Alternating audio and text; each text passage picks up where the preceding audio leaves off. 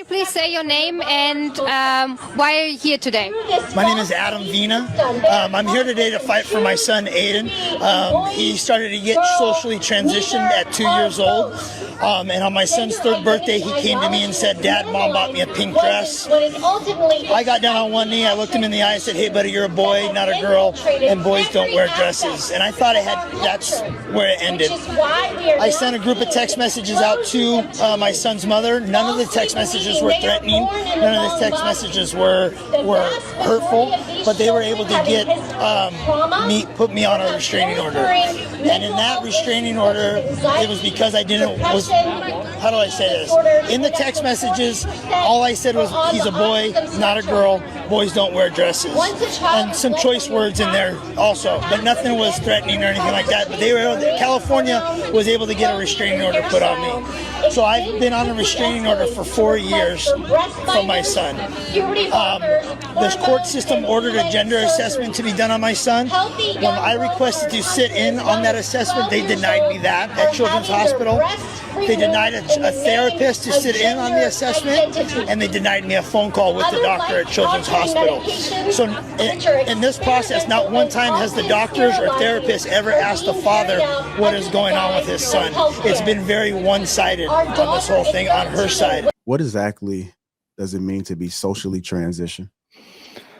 So right now, for me, the socially transition started when Aiden was 2 years old. When I still had custody of him, I received a picture from his mother through a text message of him in a pink, like a pink tutu.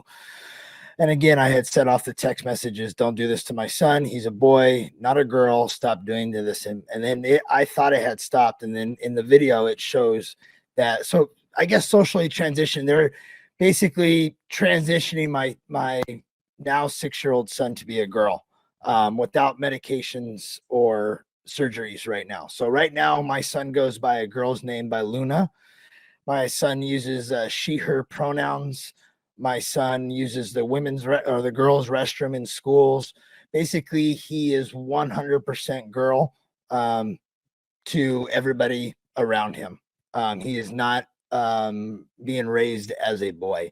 So that's kind of what socially transitioning. So everybody around him knows that he's transitioning from a boy to a girl, if that makes sense. Yeah, it makes sense. It gives a little bit of clarity as far as what socially transition is.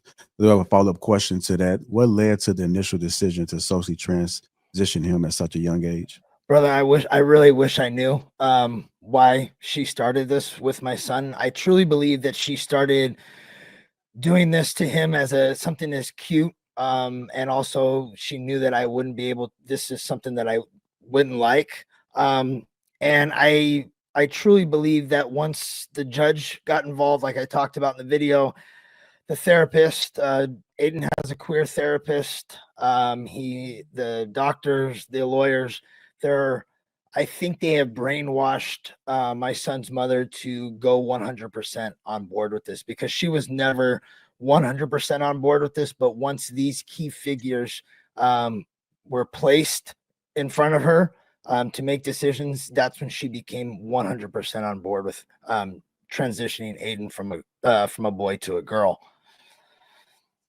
Okay. What was your reaction when you first realized Aiden was being transitioned without your input? I was angry. And that's, like I said in the video, I had sent out the bunch of text messages, basically saying he's a boy, not a girl. Stop doing this to my son. Again, in the video, I said there were some choice words, bad words, but nothing that was, "I'm going to come over there and kidnap him." Nothing, "I'm going to come down there and beat you up." Nothing like that. It was basically, "Don't do this to my son. He's a boy, not a girl." And they used those groups of text messages, the 46 text message, to get me on a temporary restraining order. And I was on a temporary restraining order up to about a year ago. And then that's when the LA court decided to grant the 5-year restraining order on me, which, mind you, even before this, I had been completely cut out of Aiden's life. Medical decision, any type of medical decisions, I pay for that through my work, but they kept everything from a secret from me. And like I said in the video in front of the Supreme Court, My previous attorney, I requested to sit in on the assessment. That was denied. I hired my own child therapist, not to sway left or right, just to sit in there to find out what kind of questions this doctor at an adolescent youth clinic, gender clinic, was going to ask my son. That was denied, and also a phone call. I had even written out a letter to give to the doctor, and I still have not heard from the doctor at Children's Hospital. Not one time has he ever called. Not one time has the judge ever sat me down to ask me again, what do I think is going on with my son? It's been very one-sided on this whole thing. Okay. What kind of relationship did you have with Aiden before this situation began? Me and Aiden had a great relationship. You can see in that picture. We did the normal dad things. You know, I did not like that me and his mother separated. It was very difficult. I come from a family of 4. My mom and dad are still married to this day. I believe they've been married almost 46 years. So I come from a very strong, traditional Christian family, and that's what I wanted. And things did not work out. I remember one night I was trying to put Aiden to bed, and he said he wants to go back to mom. And I was holding him, and I said, "Me too, buddy." I did not like that me and his mother separated. It was very, very, it was hard for me, and it was hard for Aiden, because I didn't want that. I didn't want my son to be raised in 2 separate homes. Okay. When you say the system has been one-sided, can you give specific examples of how you feel excluded as a father? Well, I think being excluded by a father by not allowing the father to sit in is something, I've said it in court, is something so big as gender. We're dealing with this little boy's gender, and for you not to be able to get the father's input on this huge situation is very one-sided. With my son's mother, I had stuff I don't talk about. Is I had her arrested for domestic violence. I was punched in the face, and I had left the house, but I had called the police, and she ended up getting arrested. And they never used that in the court findings. They swept that completely under the rug. So minors counsel, her attorney, and the judge swept the domestic violence that I received in the relationship. And so that's 2 reasons. I've always asked in court, like, hey guys, let's sit down as adults in this situation, and all 4 of us sit down and talk about what's going on with Aiden. Let's figure out what's going on with Aiden. And you guys have not done that. And I said in court, I said, because you guys have not asked the father about what's going on with his son, that's why you have the pissed off father that you have on your hands today, is because you never once asked me what I think is going on with my son. 50% of that little boy is mine, and 50% of it's hers, and they never took me into consideration as the father. Okay. What is your perspective on the role with the therapists and medical professions that played in this process? Were they neutral or biased? They're very biased, 100% biased. They went, so when you, as we all know, when you go to the doctor and say you come down with cancer, there's certain treatments for that cancer, right? So you go A, B, C, and you work your way up, to cure your cancer. But with my son, they went from A to Z with my son. They never treated the middle. They never tried to figure out what exactly was going on. And they go, oh, you like to wear dresses? You must be a girl. So we're going to treat you as a girl. And they never try to figure out what's going on. Going back to the Children's Hospital of Los Angeles, the gender assessment was a 60-minute gender assessment to be done. I still don't know what questions were asked of my son, but what I do know is that he talked for 5 minutes and the mother talked for the rest of the remaining of the time. So they never got a full grasp of what was going on. And in those findings, the doctors found that he did not have gender dysphoria. He was gender curious, right? But they're treating my son as if he has full-blown gender dysphoria by what I have mentioned before. The school districts, they just allowed Aiden to use the girls' bathroom. They everything. He's pretty much a girl at this point, and he's only 6 years old. Mm. How has the restraining order impacted your ability to maintain a relationship with your son?